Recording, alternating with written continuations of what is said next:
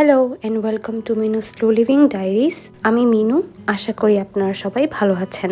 জানি না এই ভিডিওটা এডিট করে পোস্ট করতে করতে কতদিন লাগবে, তবে আজকে পহেলা বৈশাখ। আজকে সারাদিনের জন্য আমি অনেক কিছু প্ল্যান করে রেখেছি। এই সুন্দর এনভেলপ আর কার্ডটা আমি একটা অনলাইন পেজ থেকে কয়েক বছর আগেই গিফট পেয়েছিলাম। আজকে ফাইনালি আমি এটা ব্যবহার করব আমার চাচাতো বোন আর ওর হাজব্যান্ডকে নববর্ষের শুভেচ্ছা জানাতে। পহেলা বৈশাখ উপলক্ষে দিমিত্রির স্কুলে ছোট করে একটা অনুষ্ঠান হবে, তাই প্রথমেই আমরা চলে এলাম দিমিত্রির স্কুলে। প্লে স্কুল থেকে ক্লাস 5 পর্যন্ত সব বাচ্চাদের রঙিন জামা কাপড় পরে আসতে বলা হয়েছিল। একে একে সব বাচ্চারা মাঠে জড়ো হচ্ছিল। সুন্দর সুন্দর আর রঙিন জামা কাপড় পরে আসা ছোট ছোট বাচ্চারা আজকের অনুষ্ঠানের মধ্যমণি ছিল। ওরা এত সুন্দর করে পুরো সময়টা নিজ নিজ জায়গায় বসে থেকে পারফর্ম করেছে এবং ধৈর্য নিয়ে বসেছিল। এই ব্যাপারটা দেখতে অনেক ভালো লেগেছে।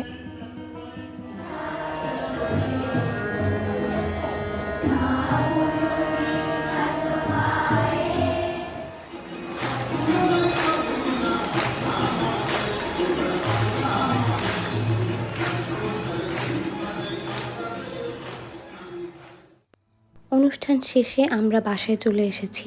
আজকে দুপুরে আমার চাচাতো বোন আর ওর হাজবেন্ডকে লাঞ্চের দাওয়াত করেছিলাম। ওরা দেশের বাইরে থাকে আর আজকে ওদের প্রথম পহেলা বৈশাখ উদযাপন করা হবে, তাই দুপুরের খাবারের জন্য আমি নানান রকমের ভর্তার আয়োজন করব।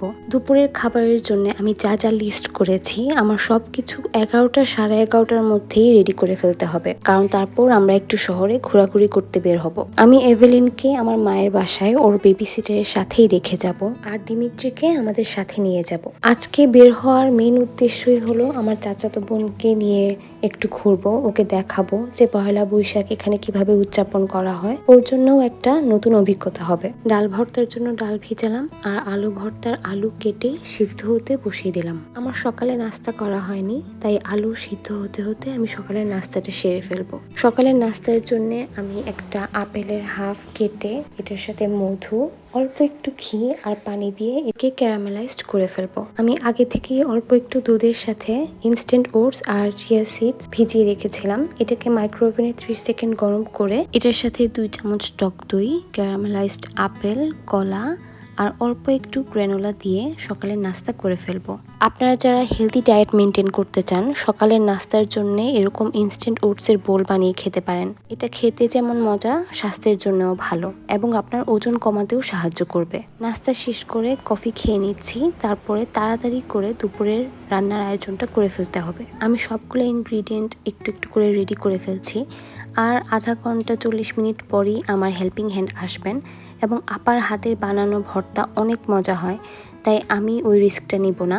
আমি শুধু আলু ভর্তাটা করব আর বাকি সব কিছু আপাকে দিয়েই করাবো। এবং আজকে আমি আপার কাছ থেকে দেখে নিব ওনার টমেটো ভর্তা আর ডাল ভর্তাটা উনি কিভাবে করে। আপা এসে আমাকে বললেন অল্প একটু পানিতে কয়েকটা টমেটো সিদ্ধ বসাতে আর ডালটা দেখতে, আর এই ফাঁকে উনি পেঁয়াজ কুচি করে নিচ্ছেন। আমি ওনার কাছ থেকে সবকিছু নোট ডাউন করে রাখবো এবং নেক্সট কোনো একটা ভ্লগে আপনাদের সাথে শেয়ার করব।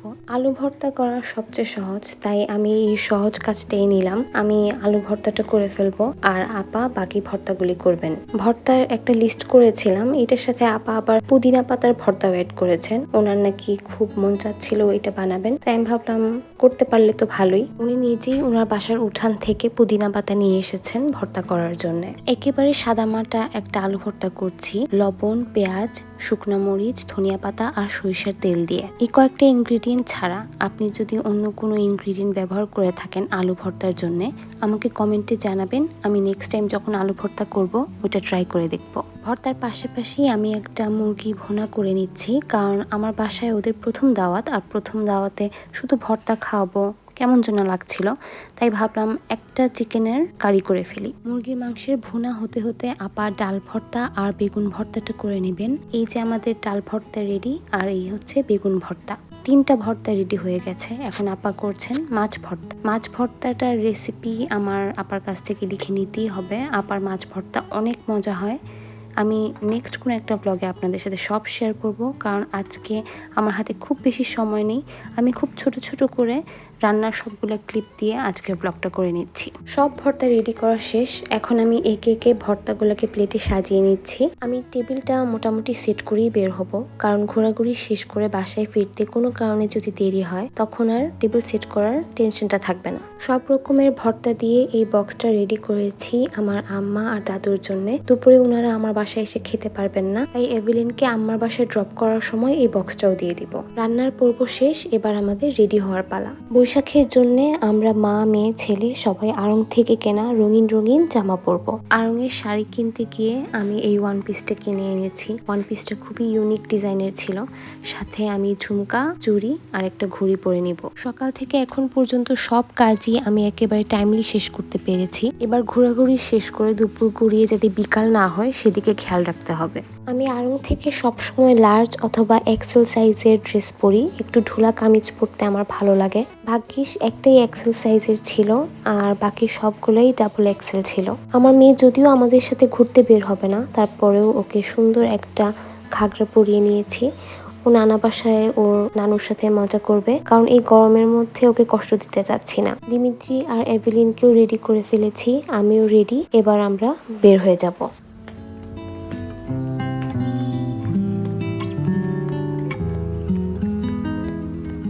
দিমিত্রি ওর খালামণি আর খালুর জন্য এই কার্ডটা রেডি করেছে। আমরা সবাই রেডি, এবার আমরা একসাথে বাইরে ঘুরতে বের হব।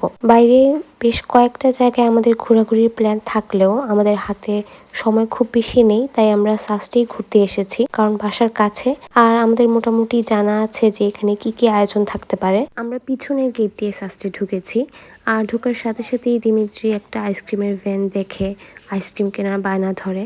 ওকে একটা আইসক্রিম কিনে দিয়েই আমরা হাঁটা শুরু করে দেই। আমার খুব ইচ্ছা ছিল বাইরে এসে সিঙ্গারা, চা আর ফুচকা খাবো, কিন্তু এত বেশি গরম ছিল যে কেউই এই চা, সিঙ্গারা আর ফুচকা খেতে রাজি হচ্ছিল না। তাই ভাবলাম কি আর করার, ঘুরে ঘুরে দেখি। আর অনেক সুন্দর সুন্দর হ্যান্ডক্রাফটের জিনিসপত্রের স্টল বসেছিল। আমি একটা স্টল থেকে এই আংটিটা কিনেছি। তারপর আমরা চলে যাই আর্কিটেকচার ডিপার্টমেন্টের সামনে। এখানে বরাবরের মতোই অনেক সুন্দর ডেকোরেশন এবং আয়োজন করা হয়েছে। যদিও পুতুল নাচ আর বায়োস্কোপ খুব সম্ভবত সন্ধ্যার পর দেখানো হবে, কিন্তু আমরা সন্ধ্যার পর মনে হয় না আসতে পারবো। তাই এই 1-2 ঘন্টার মধ্যেই আমার চাচাতো বোনকে নিয়ে যতটুকু ঘোরা সম্ভব, দেখা সম্ভব আর এনজয় করা সম্ভব আমরা করে নিব।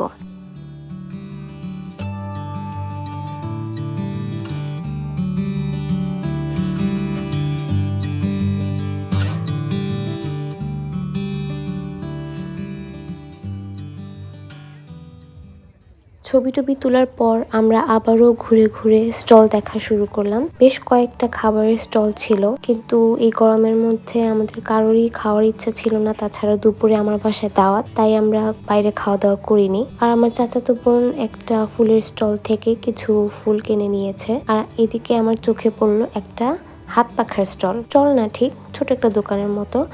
এখান থেকে আমি 4টা হাত পাখা কিনেছি, মাত্র 80 টাকা করে। পারলে আরো অনেকটা কিনতাম, কিন্তু এতগুলা পাখা দিয়ে কি করব, তাই এই 4টাই কিনলাম।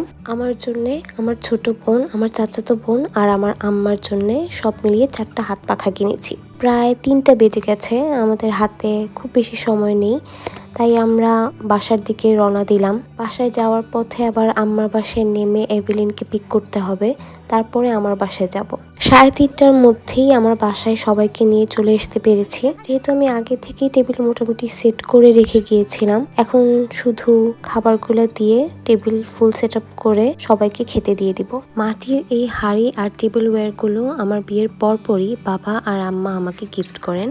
এই সবগুলোই আড়ং থেকে কেনা। আমার শোকেসে যত টেবিলওয়্যার রাখা আছে এর মধ্যে এই সেটটা আমার সবচেয়ে প্রিয়। টেবিল সেট করতে আমার 10-15 মিনিটের মতো সময় লেগে যায়। সবার অনেক ক্ষুধা পেয়েছিল, ভাগ্যিস আমি বাসা থেকে বের হওয়ার আগেই টেবিল মোটামুটি সেট করে রেখে গিয়েছিলাম। আজকে সবকিছু আমি একদম টাইমলি শেষ করতে চাচ্ছি, কারণ রাতে আমাদের একটা বিয়ের দাওয়াত আছে, ওইটা আমাদের সবাইকে অ্যাটেন্ড করতেই হবে। তাছাড়া আমি চাচ্ছিলাম সন্ধ্যায় আমরা একটা বাঙালিয়ানা নাস্তার আয়োজনও করব। খুবই ইভেন্টফুল একটা দিন কাটবে।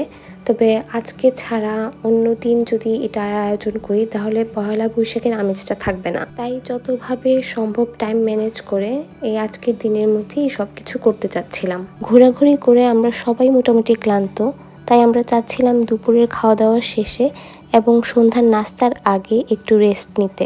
সকালে আমার হাতে যথেষ্ট সময় ছিল না, তাই দুপুরের রান্নার আয়োজন শেষ করতে করতেই আমি ডেজার্টের জন্য আর কিছু করতে পারিনি। তাই খাওয়া দাওয়া শেষে আমি চট করে পান্ডা মার্ট থেকে কাপ আইসক্রিম অর্ডার করে নিয়েছি। খাওয়া দাওয়া শেষে এখন আমরা সবাই মিলে আমার বাবার বাসার দিকে রওনা দিচ্ছি, কারণ ওখানেই আমরা সন্ধ্যার নাস্তা করব আর ওখান থেকেই রেডি হয়ে আমরা বিয়েতে যাব। বাবার বাসায় যেতে যেতে সন্ধ্যা গড়িয়ে এসেছে। যাওয়ার পথে আমরা কিছু নাস্তা কিনে নিয়ে যাই। বাসায় এসে একটু রেস্ট নিয়ে তারপর চা রেডি করব। আমার চাচাতো বোন মিষ্টি কিনতে চেয়েছিল, কিন্তু আমি বললাম যে আমরা দুপুরেও দেরিতে খেয়েছি, আবার রাতেও একটা বিয়ের অনুষ্ঠান আছে, তাই আজকের জন্য থাক, আমরা অন্য কোনো একদিন মিষ্টি খাবো। আর এভাবেই আমরা একটা সুন্দর দিন কাটিয়ে দিলাম। আজকের ব্লগ আপনাদের কেমন লেগেছে এবং আপনারা পহেলা বৈশাখে কি কি করলেন কমেন্টে জানাবেন। নেক্সট ব্লগে কি দেখতে চান তাও জানাবেন। খুব তাড়াতাড়ি আরও একটা ব্লগ পোস্ট করব এবং এখন থেকে আমি চেষ্টা করব প্রতি সপ্তাহে একটা ব্লগ পোস্ট করার। ভালো থাকবেন, সুস্থ থাকবেন। নেক্সট ব্লগে আবারও কথা হবে।